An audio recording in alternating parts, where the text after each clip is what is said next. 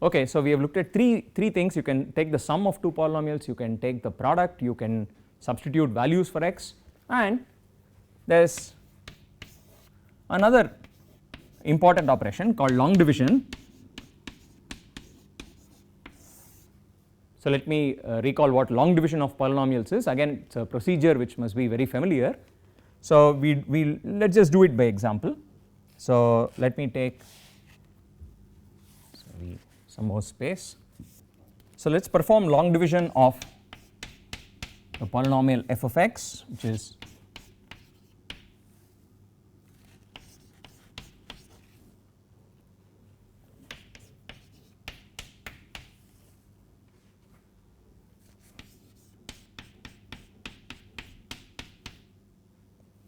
okay. I am going to divide f by g, perform the long division procedure. So what do? We will write f of x first, x cubed minus 2x square plus 3x minus 1. You want to try and divide it by the polynomial x minus 1. So the algorithm, the procedure says first divide the highest power here by the highest power here. So x cubed divided by x gives you a quotient of x square. We write that on top, and we multiply this x square by the x minus 1. So x squared times x minus 1 is of course x cubed minus x square, and then you subtract. So when you subtract, you will end up cancelling the highest power of x. That is the way it is designed essentially. So we will now subtract, we will get minus x squared plus 3x minus 1, and then we continue the same procedure. We divide minus x square, the highest power here, or the highest degree term, with the corresponding thing there. So the quotient is minus x squared divided by x, it is a minus x, and now you multiply x minus 1 by the minus x. So that gives you a minus x squared plus x, then again you subtract, gives you 2x minus 1, and we do the same thing. You divide 2x by x, you get a 2, and you multiply the 2 by the x minus 1, it gives you 2x minus 2, and again you subtract. So when you subtract, you get minus 1, minus of minus 2 is a plus 1. Okay, so we have just done this procedure all the way to the end, and what this procedure produces is, well, it's two things. One is the quotient. So this guy here is the quotient, and the last thing here, so why did we stop there? Because we can't quite continue the process. You can't divide 1 by x minus 1. The highest power there is a 1, meaning it is x power 0, which is smaller than the highest power here. So you can't continue the division. So what is obtained at the very end is what you would call the remainder.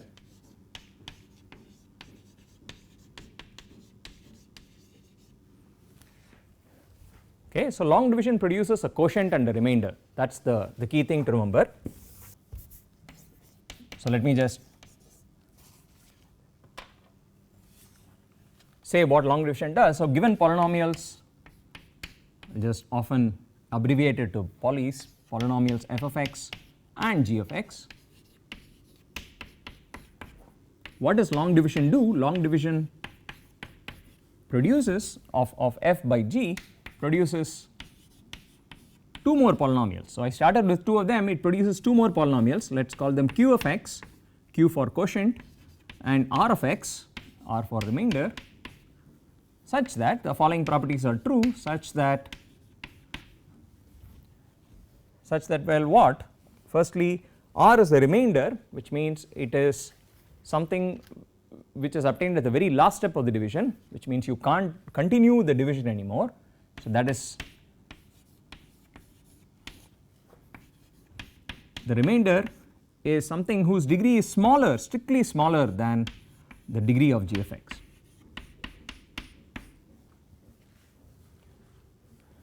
Okay, and so I should also say given non-zero polynomials, so I do not want to be dividing by 0. Okay, so at least I want that g is a non-zero polynomial.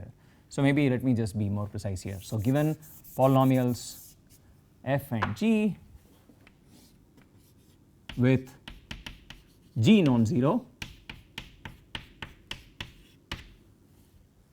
so I can't divide by 0 even in the world of polynomials. So what it does, it produces two polynomials q and r such that the degree of the remainder is strictly smaller than the degree of what you are dividing by. And what's property 2? Property 2 is the original polynomial f. So what does it mean to divide it? It is just, this is the quotient that you get on doing the division, and then r of x is the extra guy.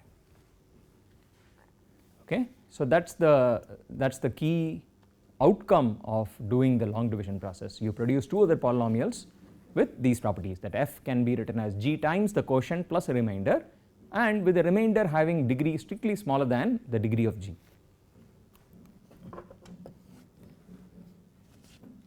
Okay, so notice, so I should again qualify this a little bit more. So the degree of the remainder is strictly smaller than the degree of g, or the remainder could be 0.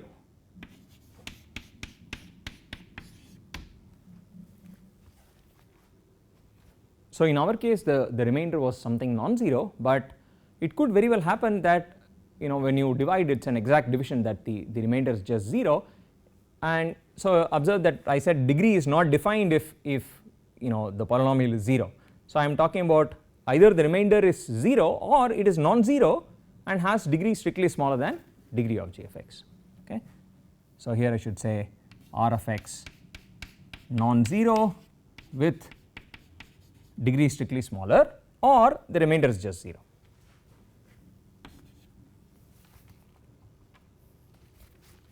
Okay, so that's what long division does.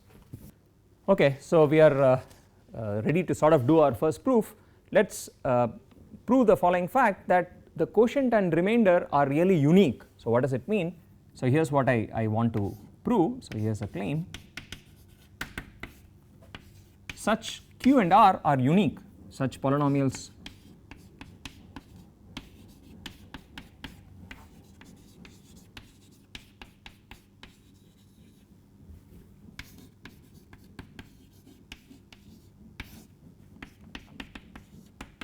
So what does it mean to say that it's unique? If you find another pair of polynomials which has these two properties, then those polynomials will actually coincide with the polynomials q and r. That is, if there exist, say if let us call it some other name, q1x and r1x are two polynomials satisfying the same two properties, satisfying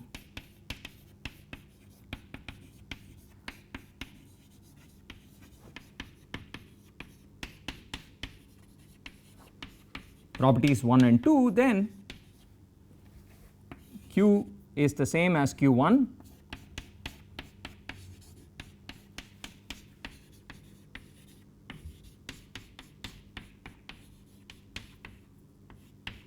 and r is the same as r1.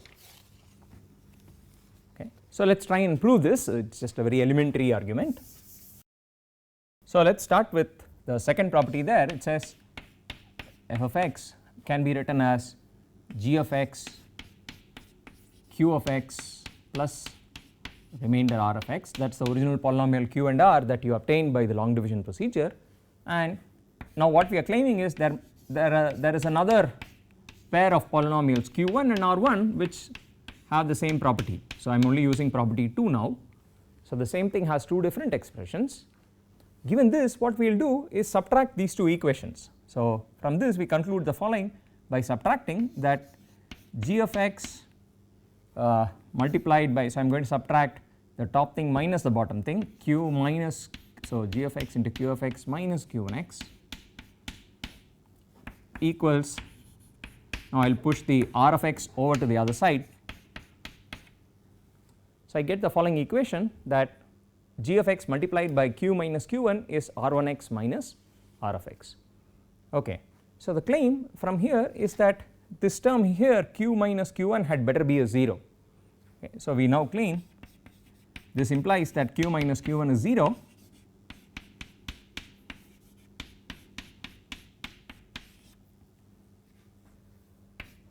and let us prove it.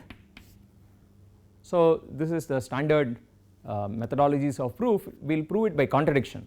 Okay, so we will assume that this is not true and then obtain some obviously absurd statement from that.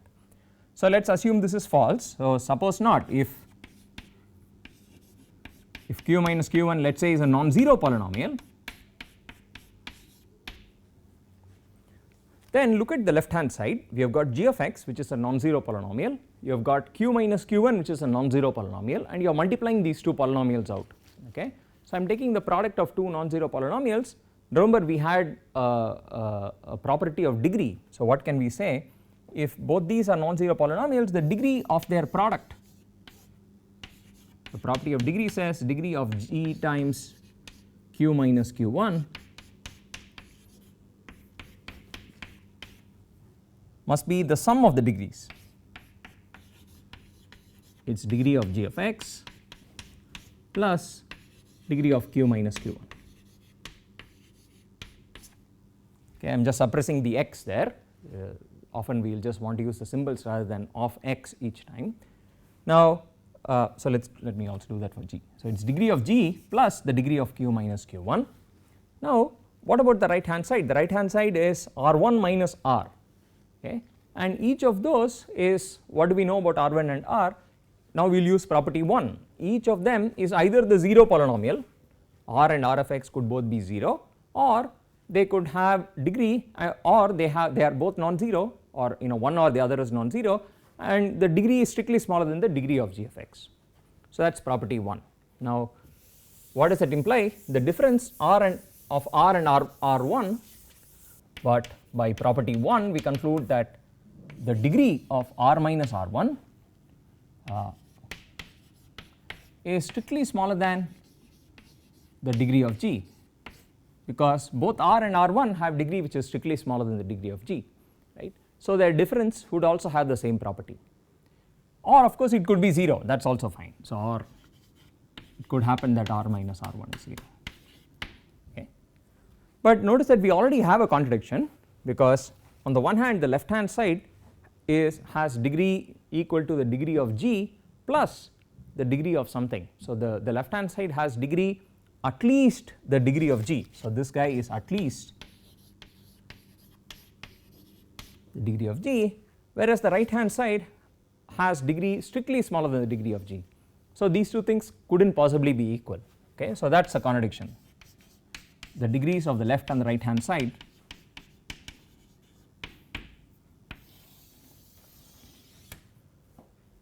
turn out to be different, right. And why did we obtain this contradiction? Because we made an assumption which must therefore be false, okay. We assumed q minus q1 is non-zero, but in fact that is a false assumption because it leads to an absurd statement. Okay, so that is done. So we are done with the proof of this claim of uniqueness.